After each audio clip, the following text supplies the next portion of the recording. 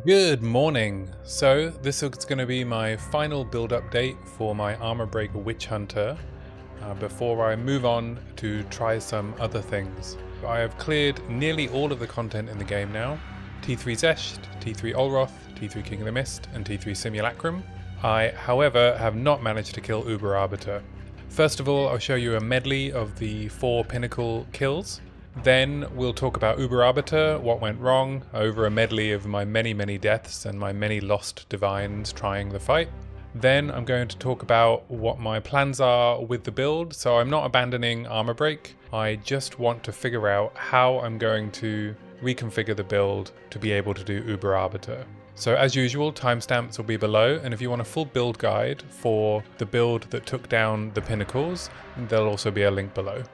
Let's get started. I'm going to tell you a bit about my preparation for each of these fights, and then I'll leave you to enjoy the medley before we get on to the rest of the video. So Simulacrum is the Pinnacle content that I prepared for the most. I was sure this was going to be the hardest of all of the 4, and I wasn't wrong, it was very close, but the build performed exceptionally well.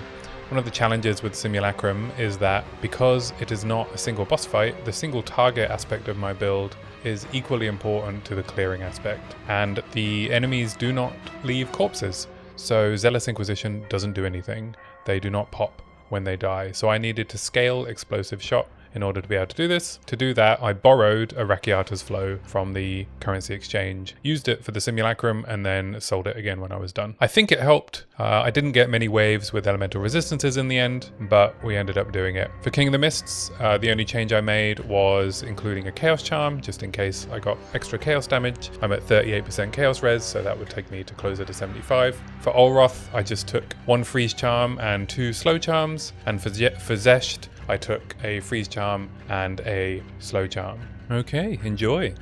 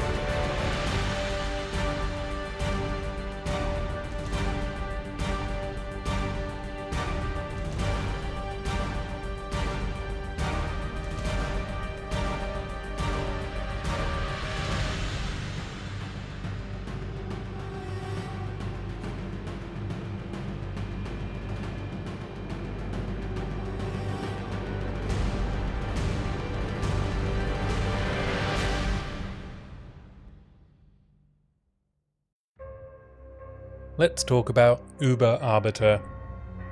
So I was hoping that this build update was going to be an all content complete, and the declaration that evasion, deflect, life builds are perfectly fine, and we can move on to another build or another idea. However, I spent a couple of hours trying Uber Arbiter. A lot of my deaths were due to skill issue. I did not do the mechanics properly in every single try, and that was both in Uber Arbiter and normal Arbiter. So the way Uber Arbiter works is that you put in your 2 div worth of fragments. They're a bit cheaper now, I think, now that Exalts have been devalued. But you put in your 3 fragments. You get 1 attempt at the Uber version, and then if you die, it respawns you in the Burning Monolith at the normal version. So you still get to kill Arbiter and get the normal loot. This was very confusing to me at first. When I died on my first attempt, respawned and then killed him very quickly. I didn't know what had happened. I rewatched the video and then I realized that he had a quarter of the HP that he did before. Arbiter is just a mechanically very difficult fight and stands out from all of the other fights in PoE 2 because of how mechanically complex it is and how many things you have to do right in order to be able to kill Uber Arbiter if you're not just one-phasing him with a broken DPS build. And that's not something I'm really interested in, so I've resisted using Constricting Command like I've said in my build guide, or any of the other broken mechanics. I saw someone post a really crazy build with Rampant Raptor that can use, I think it's 120 Riven procs per second or something crazy, but that's not a route I want to take.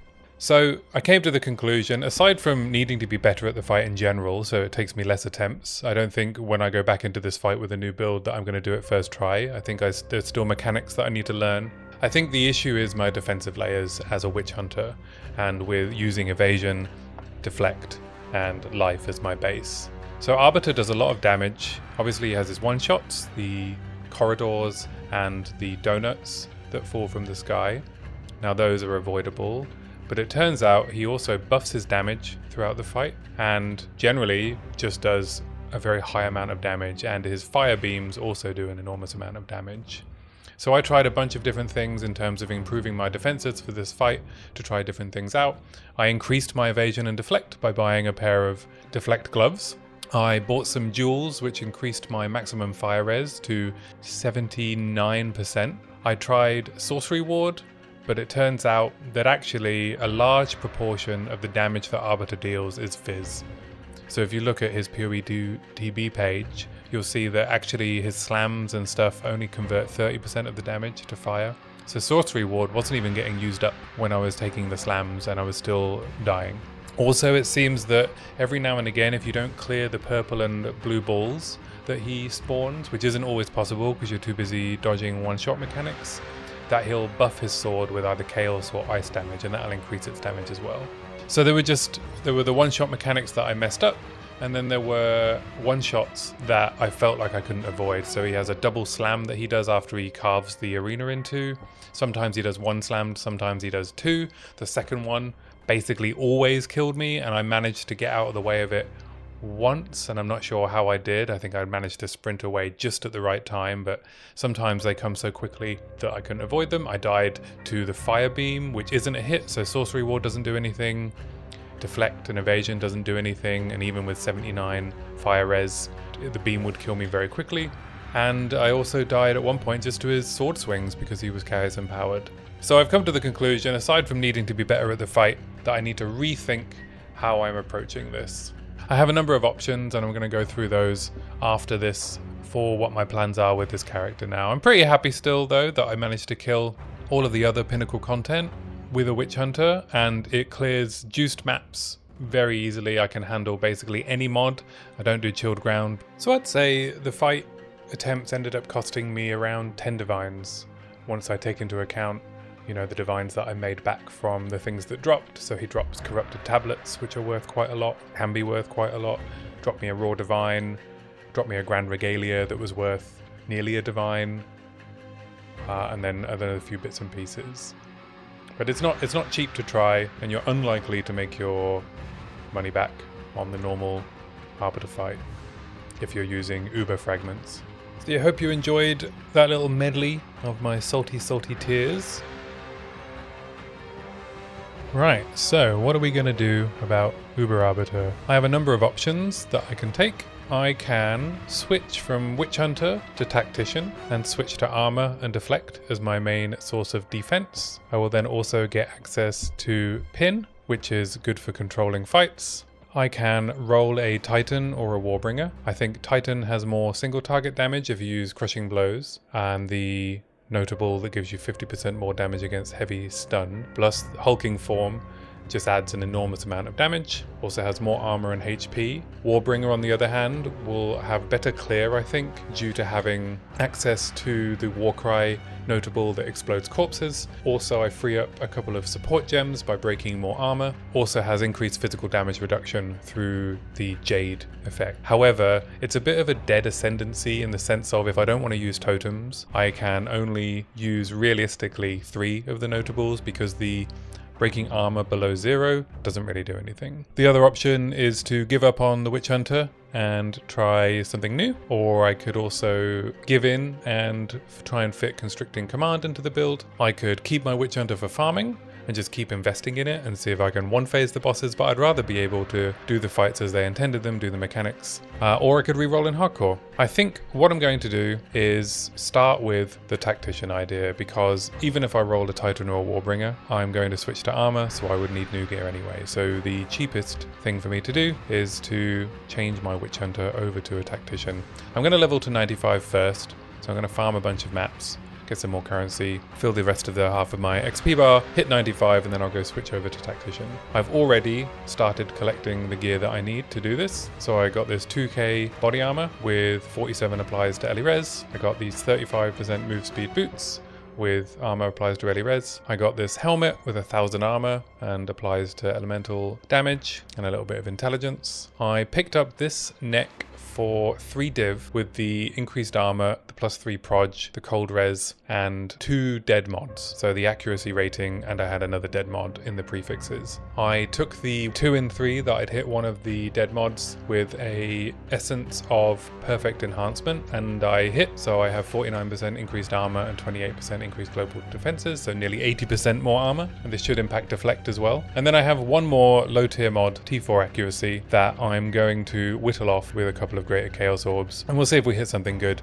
But otherwise the neck is perfectly usable, and if I'm switching to Tactician, I don't need the extra spirit that I get from my current solar amulet. I also collected the 3 emotions that I need in order to anoint it. I also picked up another chaos res for my boots, and I don't need to change my gloves. They do have a dead roll on them in the form of the lightning resistance. I've been looking for a new pair of gloves that are affordable, that have, 400 armor, and instead of the lightning res has armor applies to elemental damage. However, at the moment they're really expensive and I don't think I'm going to need them, but I can look at that later. The other thing that switching to Tactician gets us is reduced spirit cost for reservations. So I'll be switching Wind Dancer to Scavenge Plating, and I'll also be using Attrition for bosses, having Culling Strike against a boss that lasts at least 30 seconds. Now, most of them won't if I'm doing T3s. I'm going to re-clear everything with the Tactician again just to make sure that it can do all content, but Uber Arbiter will last 30 seconds, so I should get Culling Strike back against him. So this is all I need to switch over,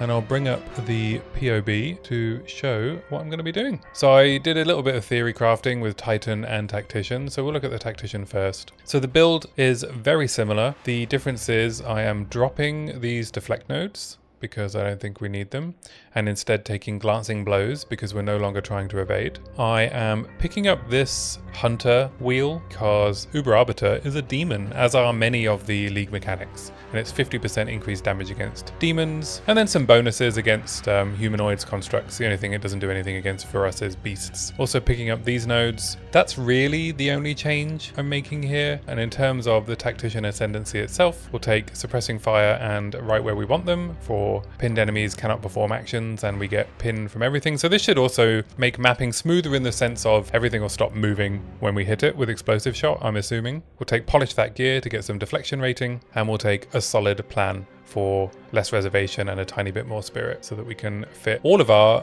spirit reservations in. So when we're mapping, we'll be able to use Time of Need, Scavenge Plating, and Charge Regulation at the same time with support. The other change I made is Iron Reflexes. We're keeping this node, which converts armor to evasion, on our gloves, and then taking Iron Reflexes. I also picked up some max res here. So that will put us at 80% fire res if we do Uber Arbiter again with our jewels that give us additional max res. I've also toyed with the idea of adding From Nothing in him somewhere, maybe a Val Pact one, which gets us more movement speed, which is extremely expensive though. But there's a cheaper one, so Zealot's Oath is affordable. Blood Magic is also affordable, which also gets access to some decent attack nodes. So you can see our average damage is very similar, but we'll actually actually probably end up with more overall damage because of attrition on bosses. The other build is Titan. There's 2 routes we can take here. We can go for more defense with the more armor from equipped body armor and more max life, or we could go crushing impacts and surprising strength. The build, again, very, very similar. We're stacking armor, we're taking the same nodes. The only difference is instead of coming down these projectile damage nodes here, we're coming over through all of these travel nodes here, and I'll take sturdy metal and relentless on my way through for some more armor. There's probably some optimization to be done here with Titan because of hulking form and its increased effect of small notables, but you can see the damage is even better than Tactician because of that. And then, like I said, the other option is to do Warbringer with Anvil's Weight for a free support gem, Jade Heritage for 10% fizz damage reduction, and Warcaller's Bellow for exploding corpses for fizz damage, which we could add Armor Explosion onto here, right? So this would be better clear, and Titan is better single target. This is a dead node, doesn't add anywhere near enough damage.